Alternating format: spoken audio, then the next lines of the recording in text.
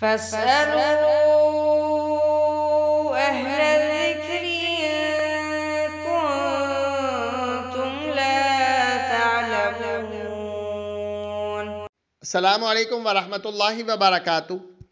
سوال کیا گیا کہ اگر کسی بچے کا انتقال 7ویں دن سے پہلے ہو جائے تو کیا اس بچے کا عقیقہ کیا جائے گا یا نہیں کیا جائے گا؟ دیکھیے، فوت ہو جانے والے بچے کے عقیقہ کرنا چاہیے یا نہیں کرنا چاہیے، اس مسئلے میں ائمہ کے درمیان اختلاف ہے۔ بعض ائمہ اس بات کے قائل ہیں کہ اس بچے کا عقیقہ کرنا چاہیے، لیکن بعض ائمہ کہتے ہیں کہ اس بچے کا عقیقہ نہیں کرنا چاہیے۔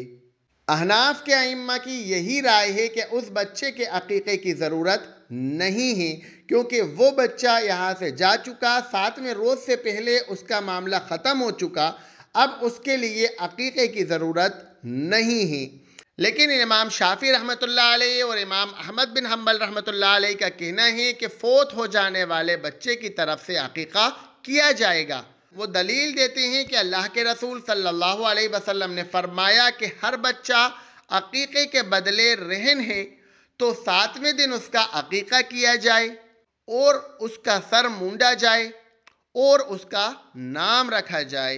وہ کہتے ہیں اس حدیث کے اندر لفظ رہن لفظ گروی ہے، جس کا مطلب ہے کہ وہ والدین کے لیے روز محشر میں شفاعت نہیں کر سکے گا جب تک کہ اس کا عقیقہ کر کے اس کو رہن سے چھڑایا نہ جائے۔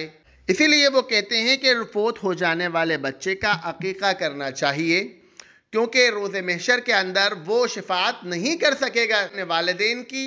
اس مسئلے کے بارے میں شیخ عثیمین رحمۃ اللہ علیہ فرماتے ہیں کہ اگر بچہ ولادت کے وقت بھی فوت ہو جائے تو 7ویں روز اس کا عقیقہ کیا جائے، کیونکہ جب اس میں روح ڈال دی گئی تھی تو وہ حشر کے روز زندہ ہوگا، اور اس کے عقیقے کا فائدہ یہ ہے کہ اس طرح وہ اپنے والدین کی شفاعت کرے گا۔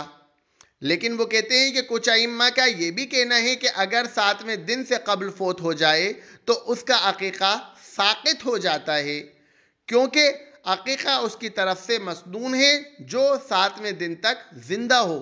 جو بچہ 7ویں دن سے پہلے مر گیا تو اس سے عقیقہ ساقط ہو جاتا ہے۔ اور وہ کہتے ہیں کہ اگر کسی شخص کو عقیقے کی طاقت ہو تو افضل یہی ہے کہ بچے کا عقیقہ کیا جائے۔ تو اس مسئلے کے اندر ہمیں ائمہ کے درمیان اختلاف ملتا ہے۔ بعض ائمہ کہتے ہیں کہ اس کا عقیقہ کر دینا چاہیے، بعض ائمہ کہتے ہیں کہ اس سے عقیقہ ساقط ہو گیا، لیکن افضل بات یہی ہے کہ اگر استطاعت ہے تو اس بچے کا عقیقہ کر دینا چاہیے۔ وآخر دعوانا ان الحمد للہ رب العالمین۔